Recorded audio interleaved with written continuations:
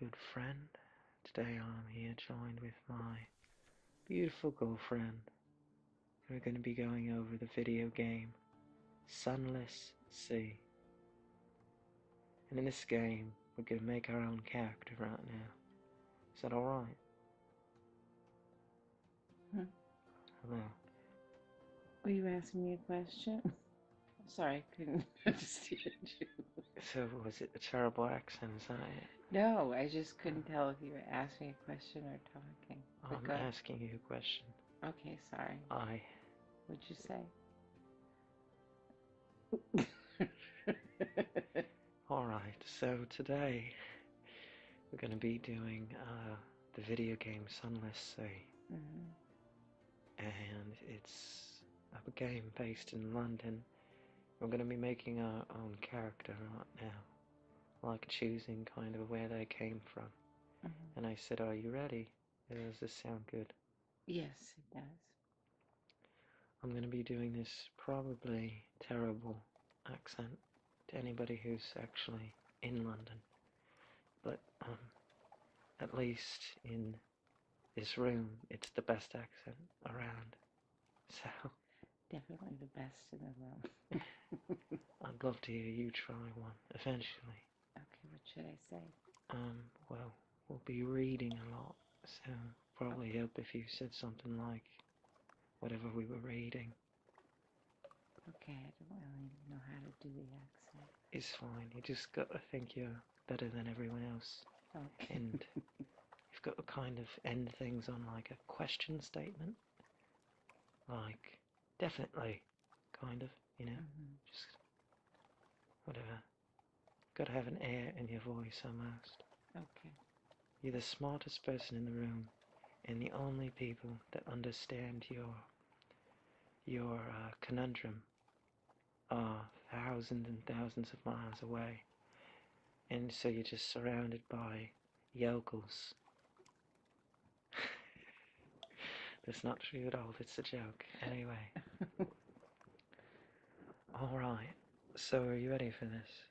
This is called Sunless Sea. I'll be explaining it as we go about. Okay? Okay. Still pretty bad. But, you did an amazing job last video. I was quite proud of you, so I wanted to, just say you did an amazing job and give you kind of an easier video today, because you really were on the reins. It was a really excellent thing. Anyway, Captain's making 3 decades ago in the reign of Victoria, London, was stolen by bats. Now it lies a mile below the surface. It was dreadfully inconvenient for everyone, but it opened a vast black ocean to you. Welcome to the Untersee. Choose a past, decide who you were and who you want to be. You now lodge in a room above the blind helmsman. So, as you can see, it's kind of like an alternate reality sort of situation. And I think the art style is really cool with this game. It's top down right now, just so you know. So you're seeing your ship from like a god perspective, like a heaven sort of interesting thing. Who were you? Now you're a captain. Now you belong to the Untersee. But who were you before? A street urchin? Your urchin gang cast you out when you grew too tall. You took to sea rather than graduate to larger crimes. That last big score was big enough to buy a ship. This will give you a bonus to the skill of subtlety and evasion. Or were you a poet? Educated and articulate, you seek sensation at sea. How lucky you had a legacy to spend. Your long-vanished father had a rich patron, it seems. This will give you a bonus to pages, the skill of trickery and knowledge. Or were you a veteran of the campaign of 68? You fought in the invasion of hell, London's armies lost. You survived. Your loot and your pension have bought you a command. This will give you a bonus to iron, the skill of causing direct damage. Or were you an ordained priest? You fell from grace. There's nothing left ashore for you. An anonymous benefactor has found his way out for you. Perhaps at sea, you can overcome your appetites. This will give you a bonus to hearts, the skill of healing and morale. Or were you a natural philosopher? Your peculiar theories on time, blood, and starlight brought you down to the Neath, which is basically where London is, yeah, kind of underground sort of situation like that. Very interesting. Glad you think so. So, brought you down to the Neath, the cavern where London lies, and now they take you out to sea. This will give you a bonus to mirrors, the skill of detection and perception. So anytime you've got a question, anytime you want to speak up, feel free to just say, "Oi, I gotta, could you pause the video? I've gotta." What is the name of it again? It's called Sunless Sea. Sunless Sea. That's right. That's kind of cool. It's very cool. The initial picture of the ship, it's just so cool. It's like all done in. Yeah, it's got a very dark colors, but it's really cool. It is. It is very cool. Yeah. Your acquaintance, the plausible surgeon, will serve as your ship's doctor until you find someone better. Talk to him to find out why he went to Z. Instead of calling it the sea, it's called the Z. Again, they're trying to create an alternate reality. So once you realize that, But anyway, all of these things right here are kind of resources in this game. Echoes are like coins. Mirrors are just, various currency that allow you to do various things. And what it's telling you is it's telling you all of these sorts of kind of quests you might come across and how you'd access them.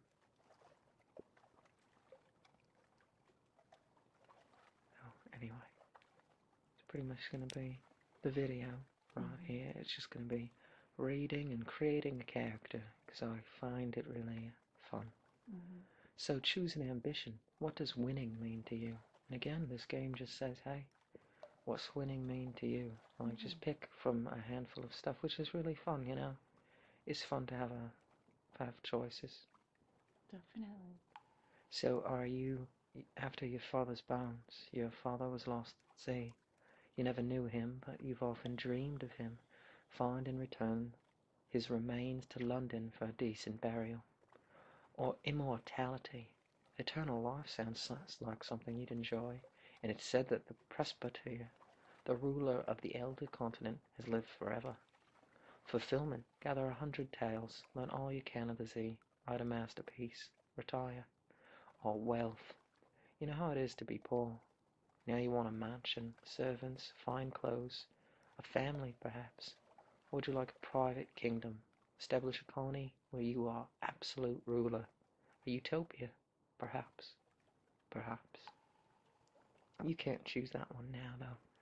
I have to kind of beat the game or something in a certain way. For utopia? I believe so, yeah. To start your own private kingdom, you need to kind of do something pretty amazing in the game. So, when you choose one of these, it determines how the game plays. Is that what you're saying? Essentially, yeah. You just got to kind of... Again, it's just giving you choices, really. What did you choose? Don't worry. You're on the edge of your seat for sure. But what I chose was fulfillment. I thought you would. I thought, just gather 100 tales, learn all you can. It's like that's right up my alley. It sounds like a fascinating world. Essentially, it's like play the crap out of the game. That's what that option is. Learn all you can before you die. Oh, almost turned into a brogue. Did you hear that? Learn all you can before you die, and then just retire. it's kind of alright, you know. See, still, I've been doing the British accent for too long. I haven't practiced my English or my Irish accent. So here we go. Whenever you return to fallen London, you have the option of retiring, but you'll need to write your masterwork first.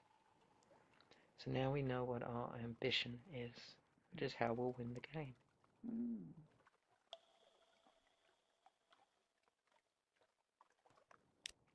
It's going to be...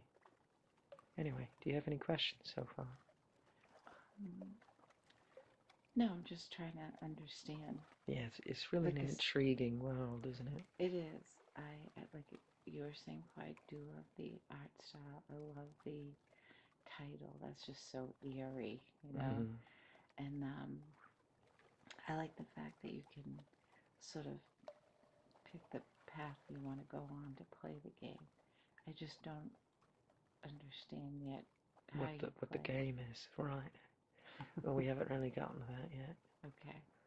So right now I'm deciding what I would like to call my person. It says the captain's gender is left up to you, but what would you like your crew to refer to you as? You know, what do you want to be called, essentially? Okay. So there's a bunch of choices like my lady, my lord, citizen, captain. But, you know, I'm kind of captain of a ship. So I was like, it'd be kind of fun to be called, you know, some awesome name that I'm not called often. But I ultimately, you know, my lord was just too pompous too. You know, I didn't want people calling me my lord, like, you know, they're my crew. So I need something of a little respect, you know, that they don't use often. So I figured captain.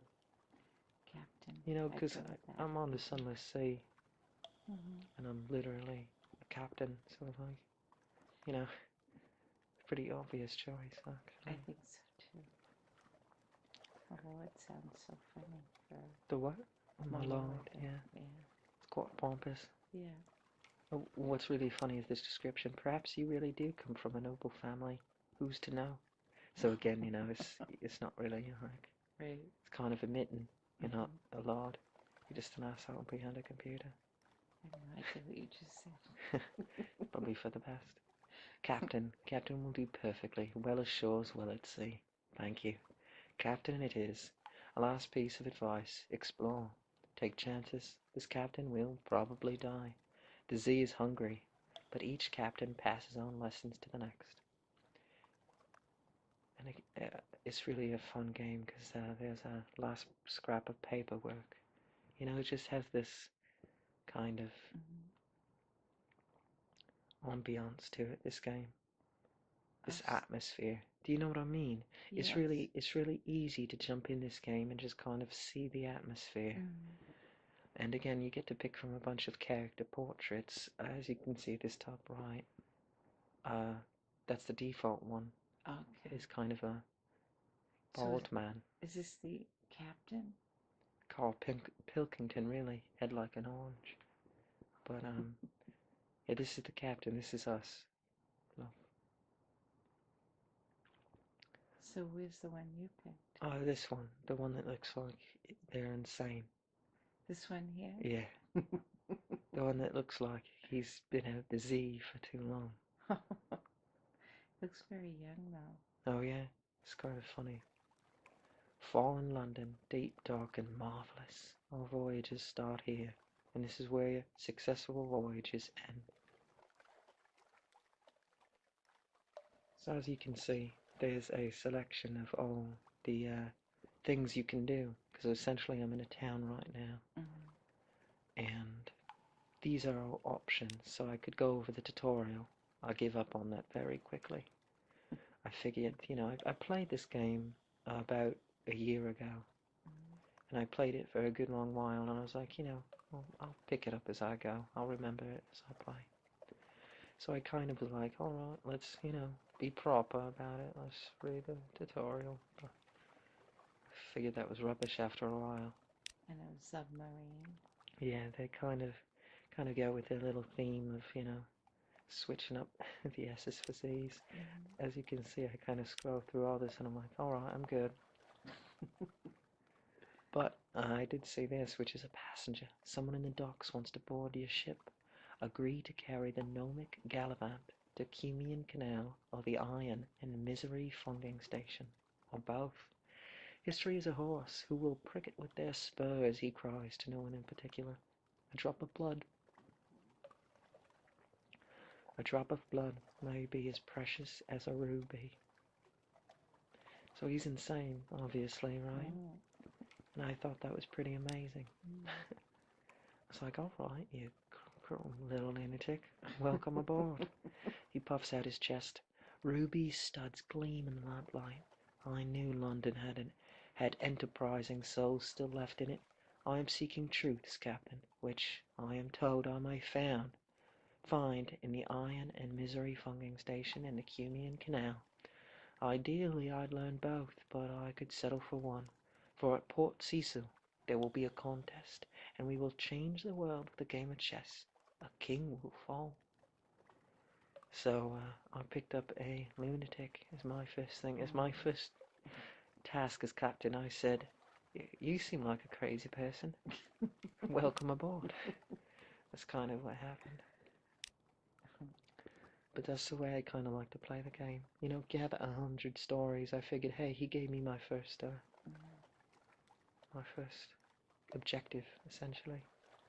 Your lodgings. Here you may catch up with your correspondence, rest, or retire altogether from seafaring life. The better your lodgings, the better the quality of your retirement, naturally. Read the morning papers, the Unexpurgated Gazette, the magazine formerly known as the London Magazine, the spite-filled Trumpeter News. News from home, the Echo Bazaar, the enigmatic marketplace. He increased its tax on love stories. The traitor empress has forbidden singing in the street outside her palace. The anarchists of the Calendar Council have inexplicably dynamited a drinking fountain. The Ministry of Public Decency has located and destroyed a nest of gallbladder wasps. You now have one of this recent news. So what this game really does is it really takes like an alternate reality in like the 1800s. So here you are in the 1800s. How is my friend who lives in another port going to know anything? He's going to want to hear the recent news of what's going on in London. So my little ship is going to go over there and it's going to say, hey, have you heard the news? I'll give it to you for about 10 quid, you know? Except they're called echoes in this game. Right now I'm just kind of, you know, familiarising myself with the game. I'm like, alright, you know, I could purchase an elegant townhouse. I can consider retirement. I can rent a room to lower my terror. But, you know, I'm not frightful yet because I haven't even set sail. Just the crew's probably shaken because, you know, there's a little lunatic on board still. And the captain looks like he does. You know, he's obviously, like you said, extremely young and possibly insane. And his friend said there are rubies in the sky and life will be determined by a game of chess. So I'd be pretty excited to set sail if I were them. Do you get to pick your whole Unfortunately, you don't get to pick your crew. You know, that's the kind of problem with some of these games. Is when do you stop? Do you know what I mean? When do you stop giving players the ultimate gaming experience? Like, it would be amazing simulation to go over here and decide, like, you know, I want, you know, a guy named Gary and Greg and Grimelda. You know, I want those three people. And I met them in port. But then, you know, I'd love to meet them and I'd love to talk to them. Kind of like with the Mass Effect game. Remember the Mass Effect game? So, you know, you kind of, like, then you're just playing another game and you've got to build your game entirely. Because then is it a game of crew members? Are you playing for the crew members, you know? You need to have some focus. And your crew kind of dies a lot. You know, because anytime you get shot, or anytime something happens, like a random event, it's a roll of the dice, essentially, whether or not one of your crew members will die. And it's easier, rather than having it being a lifelong friend, to just have it be a number, a numerical sort of thing.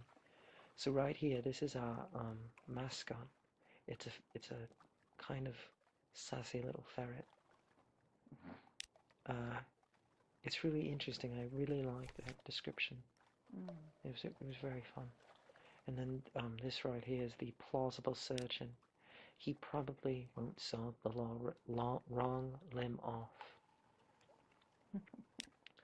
Hello, my dear, sit down carefully. So I asked to speak to him. The Shellonate, you know it, they collect corpses. He shifts in his seat. Yeah, vast, noble, complicated corpses. What I could learn, what I could see. My dearest captain, if we ever find ourselves in the Shellonate, I do hope you might fit to release me from our arrangement. So essentially what that's saying is, at a certain port, he'd like to leave. So essentially he's just like a passenger at this point. Because as soon as I get to the Chelenate, I'm going to let him go, if that's really what he wants. Again, I don't really think too hard about any of this. I just kind of go with what the story seems to want me to do. Does that make sense? It does. Like, I feel like this is my story, but I also feel like there's a big sense of this is my world. Do you know what I'm saying? And I'm interested to see if you get that same sort of feeling right now. This is our tiny little ship. As you can see, it kind of moves in an interesting little way. Do you get what I mean? I do. But as much as you're saying it's your world, the game actually directs a lot of it. Is that what you mean? Yes, that is correct. Okay. There is an actual game that people made. I'm just saying, like, it didn't tell me set sail over here and begin your journey there. I couldn't remember what the map button was, but I didn't really care, so I just decided I'm going to go left. And that's what I really mean. It just kind of, nobody was like, you can't go left, just stop, mate. You gotta go right. Nobody was there to do that to me. So as my first, besides letting a crazy person on my boat, my first task as captain was to crash right into this island right here. I thought that's how you docked. I forgot you had to go to a certain glowing spot. So I just kind of rammed the island. It worked as well as you'd think. So this is an island right off London. A hump of dark rock swathed in mist like 100 other undersea islands. But here's a grand house, windows aglow, lawns impossibly green and lush in the false starlight, raked gravel paths. You stand on the dock as the sea nudges the ship's sides.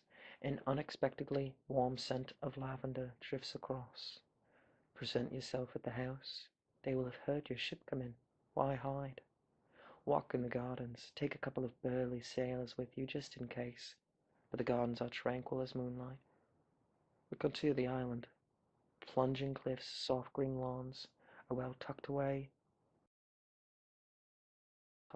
in a fold of the grounds. Anything else? Spy on the house. This place may not be simple as it seems. I pick spy. I know.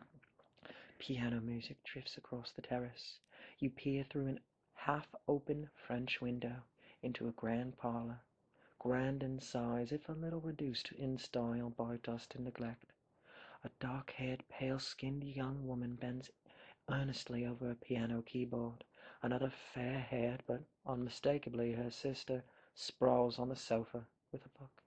A third sits by the fireplace, staring sorrowfully into the embers. Soon, she says, and the piano music falters and stops. We'll go hungry, and the end will come for me, but not for you. The pianist raises her eyes from the keyboard. Hush! If we don't speak of it, she frowns. Has she seen you at the window? You withdraw. You succeeded in a Vale's challenge. The higher quality, the higher the chance of success. I was able to spy on them without them noticing. You know something of Hunter's Keep. You've gained 40 fragments. Gather enough fragments, and they'll combine into a secret. You can trade secrets. Again, it's very, again, the atmosphere of this game has always struck me as something is so unique. Right. Because it has that kind of, people are obsessed with Lovecraftian lately. Lovecraft, you know, they're obsessed with like Cthulhu and all of that garbage. But I don't know anything you just said. really, Lovecraft? yeah, you don't know of the author Lovecraft. You don't. Well, this is the show where I remove you from the rock you've been living under. So it makes sense, I suppose. Present yourself at the house. They will have heard your ship come in. Why hide? Knock and enter. A maid with smouldering topaz eyes shows you into the parlour, where 3 young women wait. A visitor, the youngest cries. The next youngest chuckles. The eldest sighs. Do excuse the indecorum, she says. Visitors are rare. You are very welcome. I am Cynthia. The noisy one is Phoebe. The cheerful one is Lucy. You are on good time for lunch. Will you join us? So, who would you like to have lunch with? Cynthia's the eldest, melancholy, pensive, occasionally dramatic. Lucy, the middle sister, is sunny, restless, prone to giggles. Oh, luncheon with the sister Phoebe. Phoebe is so soft-voiced, watchful, unpredictable. That's how it describes her. So that's what I mean when I said, the game does have options for you, but there's options at every turn. Like even the me spying on the house, there was a 25% chance that I would have failed. And I can't imagine what the sisters would have done to me if I failed, They kind of seem like there's definitely more going on. I mean, 3 women living in a mansion right outside of London on their own personal island. There's some story there. You can be sure of that, right? I would think so. Yeah, I think it's a proper good story. Yeah. So. So what did you pick? 'Cause I think I know what you pick. Really? What do you think I'm picking? The quiet, unpredictable one. It was between her and Cynthia, because Cynthia's melancholy and pensive, but she's occasionally dramatic, and I was like, I've got enough of that, So I picked Phoebe. You were right. Here's a story. Phoebe has a story to tell of 2 lovers parted by waters, of a raven that carried messages, of a fragment of the moon. She beats time on the table as she speaks, to a song only she can hear. The effect is hypnotic. Your attention drifts out through the skylight of the dining room to the false stars glittering in the roof of the cavern. You drift like a puffball ball. The undersea shimmers below. Islands lie like mineral specimens in black velvet. Ships bob like wood chips beneath the islands. Vast spined things pulse in the depths. There is a scent like the scent before a storm. The storm came, says Phoebe quietly. Everything changed. Somewhere in there you finished the last course of your meal. The scowling maid reluctantly serves cheese and Bath Oliver biscuits. It's a thing you wouldn't know about. It's only on our side of the sea. What, the Bath Oliver biscuit? Bath Oliver, yes, quite famous actually. Really? It's a play on words, but it's quite obvious if you live, in London. Okay. You don't know if I'm kidding, babe. Do I live in London? I just have no idea what that is. Neither do I. They could be made up for all I know. Just pretending. Okay. I love you. You're just adorable. All right. You've lost 40 hunger, so the fact that we were able to eat with the sisters made quite the difference. And now I wanted to see if I could get supplies. Because do you see this? This is our fuel right here. And this is our hunger meter at the top right. I believe as soon as it starts to hit like here, your crew needs supplies to eat. Supplies are done in two ways. One way is you can feed your crew, and then the other way is you make ship repairs. So you kind of need to balance that, like, you know. And frankly, I do a terrible job of balancing that. But you know, it's just a quick look at the game, so we won't see a catastrophic failure yet, will we?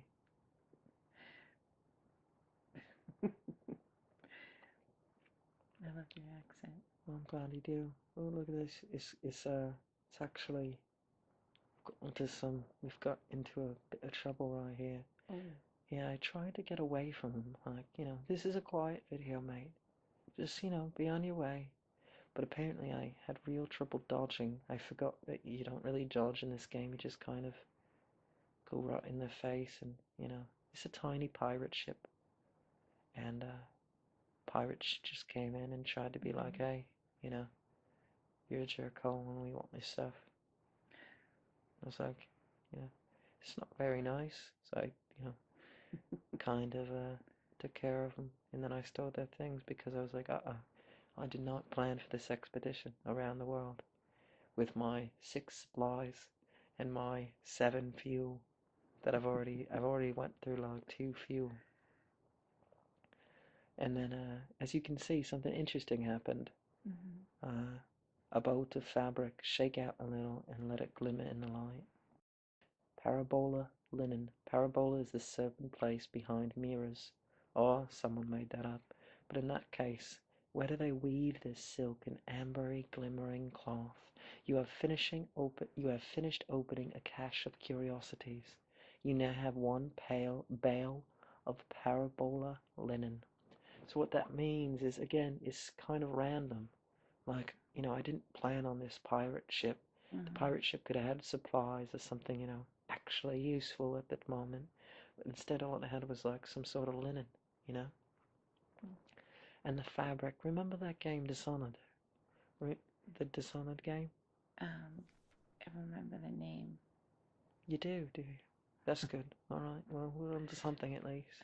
No, I know, but sometimes like I can't. So Dishonored was the one where I was an assassin, and we read the thing about religion. Oh, it's the Everyman's Abbey, and I didn't kill anyone. Yes. You know, I just kind of, you know, told people to stop being bad, you know. But as you can see, remember in that game there was this like alternate dimension. Do you remember? I do now, yes. Alright, well, yay. So, so the alternate dimension that you were in was kind of like this rift between, you know, reality and the dream world. And like it was kind of spiritual. Do you remember? Yes, I do. Yeah. So essentially, mirrors. You know, it said behind the mirrors. It kind of reminded me of that a little bit. So again, this kind of seemed like, you know, whatever. You get what I'm saying? It seemed like their version of mirrors, or their version of like a rift or whatever. Again, the fact that you don't know anything and everything seems kind of off really made this very atmospheric and wonderful. That's a good word. Yeah, it's exactly. And unfortunately, the way we record things, I'm not able to have my girlfriend listen to the sound right now. And I was wondering, that's so interesting you just brought that up. It's got this, I mean, I would imagine it's very haunting. It kind of is. It's kind of like, it's kind of nice though, sometimes. It's really interesting. I think they did a good job of making the soundtrack more nice than it could have been. Every now and then it's kind of like a jolly little tune. It's like, oh, that's nice. Yeah. And then at other times it's just the sloshing of waves, which really lets you fill in your own feelings. Do you know what I mean? Yes. The tomb colony of Vanderbite. It's just where we pulled in, love. On deck you can hear the sound that 1,000 bandaged dead make as they shuffle and cough. It's something like the world's most restless concert audience or the world's most plague-ridden cathedral. Assist a specialized collector, a dappled gentleman, lounges by a dry fountain, admiring a frost moth with a predatory gleam in his eyes. Would you help him find the quarry of a lifetime? A weak call for help. An emaciated man is slumped against the walls of a dock, sitting on a huge crate. He waves at you weakly. Or a dusty glass of wine. Vanderbilt is not the most promising place for shore leave.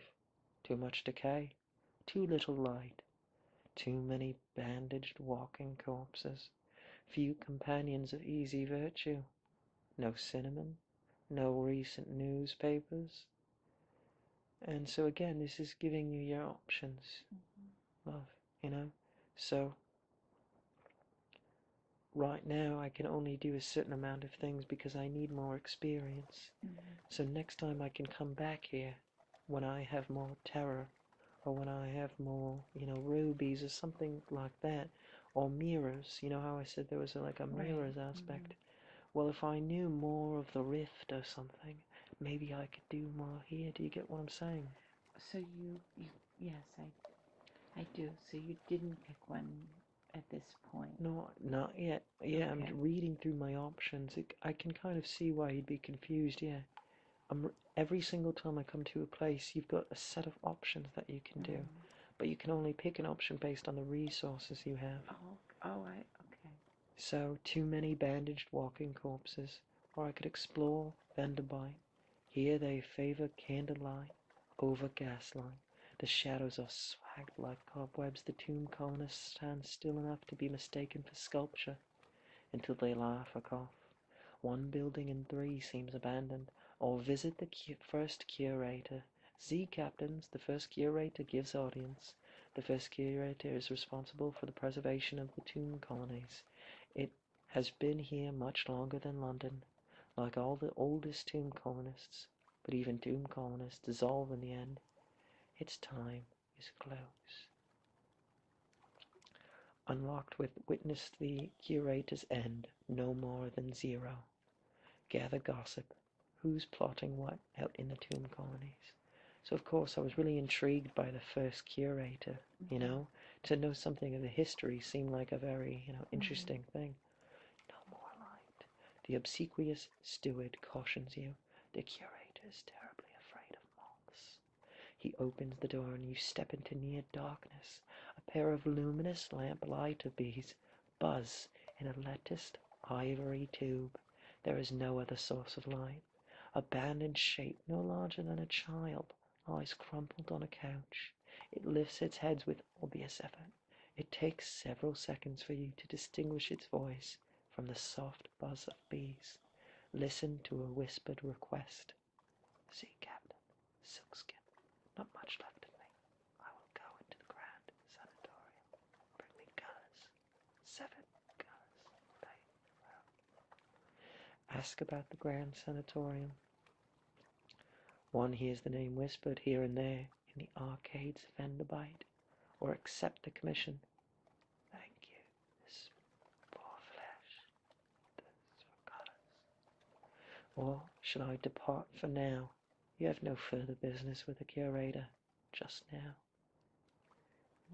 See what I'm saying? There's a world here, and I think what a lot of people are interested with H.P. Lovecraft is just he created a lot of ambiguous sorts of dark worlds that were very terrifying and really like kind of revolutionary ideas. So I said, listen to a whispered request. 7 colors. Cosmicon. Irigo. Peregrine. Stewardess list.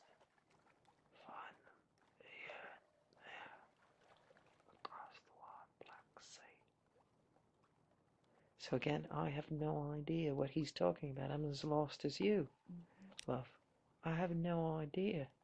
But again, it's kind of like, all right. So I suppose I went back and I said, accept the commission. After I asked about the Grand Sanatorium.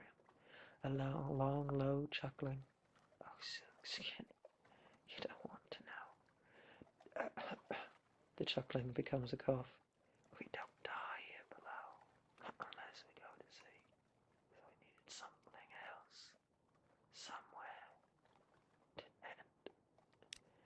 So again, it's creating this kind of one-of-a-kind experience right now. Anyway, it's fun now. Yeah. Is that what you think? So, no more words. It collapses, rustling back onto the couch. Even the effort of speaking seems to have diminished it a little. The audience is over. As the door opens, it shrinks from the finger of light that reaches across the floor. Outside, the obsequious steward nods. The book? Yes, the book. He hands you a slim illustrated volume. The curator is old as dust. We will all be grateful if you do it this one last favor. Notice how he's called an it. Yeah, I was wondering how come. You don't know. That's what I'm saying. Oh, really? There's so much mystery and stuff. It's actually kind of cool. I watched this video from a while ago. It's kind of a popular video. But it said one of the reasons why H.P. Lovecraft was able to write such like haunting sorts of things was he was like, he was, I don't want to bring like politics or whatever, but he was like a terrible racist or something. But what that means is he was scared. Do you get what I mean? So, of course, this world seemed incredibly scary to him because he was like a timid man who, was scared of something new.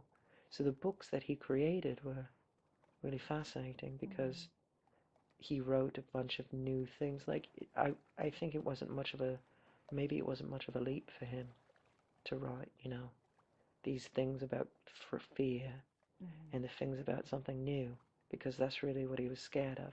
He was scared of something new. And I think that's kind of interesting how real life feeds into this. Right. So what just happened now was I I wanted to explore the the little Vanderbilt, the place of walking corpses. What the hell does that mean? But I was like, all right, let's just do it. This is a game. This is the part where you do stuff. I'm on it, and I decided I would try to do something that I had like a 35% chance for.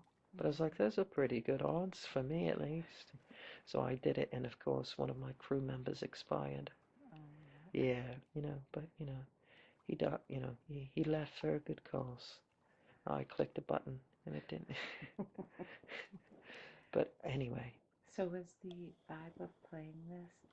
Was it adventurous, or was it kind of creepy? It's very adventurous, actually. I'd call it very adventurous. But it's got that, it's got that kind of. Want to know what I wanted to play after this, or what I've been wanting to watch lately? What? Over the Garden Wall. Remember that cartoon? Yeah, I love that. I want to watch Over the Garden Wall again. That's what this, and I think why it was because there's this feeling of childlike mystery, where it's kind of fun to like, be a cat. I feel like I'm a child, I think, but in a very grown-up universe, because of course some things that it talks about, it's very, adult, and you have to be a little bit mature. But anyway, that's it really. I'm buying supplies right now. That's what's going on screen. If anybody, if you're interested. I was watching you. You're so cute. But anyway,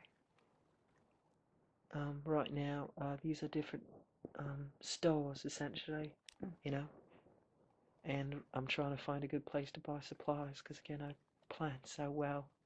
So I've actually been trying to sell my my cargo.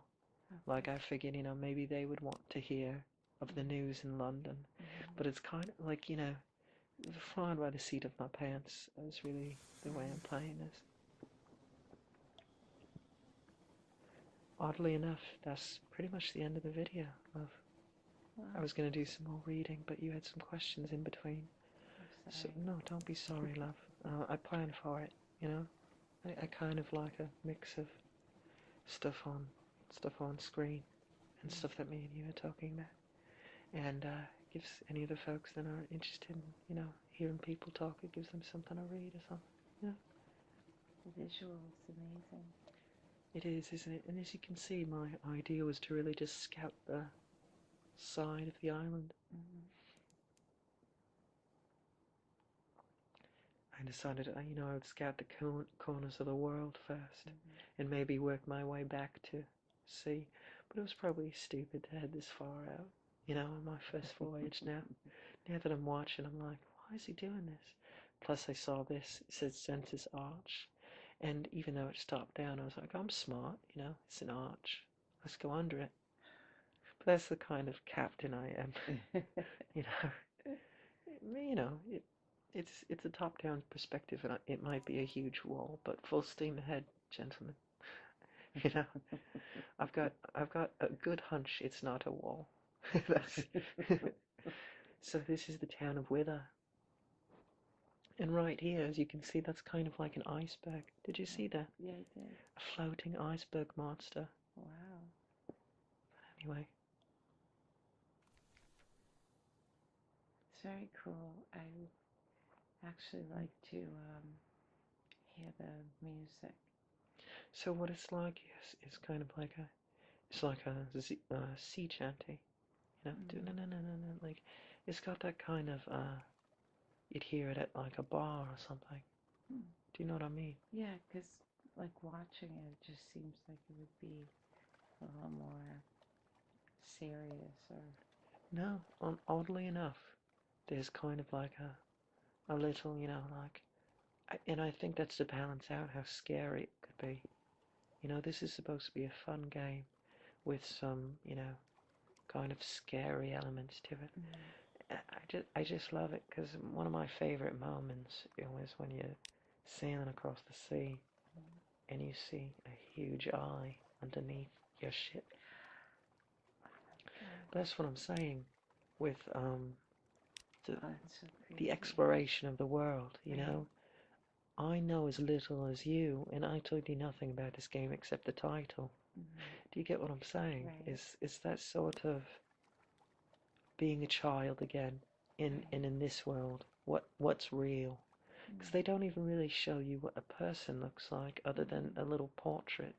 So you're playing Dishonored, but what do those people do? They walk pretty normal. They Mm-hmm. obviously drink. Mm-hmm. What do they do with the dead? They just die. But in this game, it doesn't seem like people die. Do you get what I'm saying? Like, Right. there's an entire town of people that just, like, seem to have yet to pass over. Right. And then, what do they drink? Because everything's foreign. Do you get what I'm saying, Yeah. Whereas we can see in Dishonored that it's clearly just a form of wine or something. Mm-hmm. Here, all we've got is a name. So it's kind of a pick your own adventure sort of. Right. And of course, anytime I see a very modest challenge or something like that, and Mm-hmm. you've got a percentage chance, I'm almost always going to hit it, even if it's quite mad, uh, even if it's very little Mm-hmm. success rate. I still figure like, hey, 15%, which is probably not the way you're supposed to play this game. And I tried to do a manual save, as you can see. But I would love to hear, and I'm sure everybody else would love to hear your voice and some of your ending thoughts. Um, no, I I love the I love the whole style of it. I love that initial picture of the ship, and I like no, I like this sort of adventure and not really knowing, and um, no, it's kind of a That's little right. eerie to It's me. kind of like a fun storybook. Yeah. That's why the combat almost doesn't really seem to fit almost. Mhm. It's because like it's just kind of a means to an end. Me Mhm. sailing the ship, me trying. It Mhm. just kind of gives me some respite between point A and point B. Mhm. So I get why they threw combat in, but it almost doesn't make sense because like the real game is playing blah blah blah. Well, it's just interesting when you describe the music. It made it something different than like It's when a you sea don't. chanty, but then it's mixed in with loss of ambience, like Yeah. haunting ambience. Yeah, because without the music, it looks like a very kind of scary. That's interesting. You know what I mean? Yeah, Because it's dark and it's like, you don't know what's happening. It's just interesting how music can change the whole vibe of it, you know. It's very true. But I loved your accent. Well, you know, I tried. I'm sure that I faltered quite terribly. No, But, you know. it's hard to do. Yeah, It's hard to continue it. thank you. Well, you know, I tried. But I hope it was relaxing for everybody. And I hope everybody has fun. I hope you can subscribe. I hope so too. Yeah, I figured this would be a perfect, you know, I figured it would be a fun video. That's kind of how we run things, I guess. It might be fun. Let's do it, you know. And I enjoyed it. all right, well, I'm glad you did. That's been Sunless Sea. Have a good night. Good night. Good night.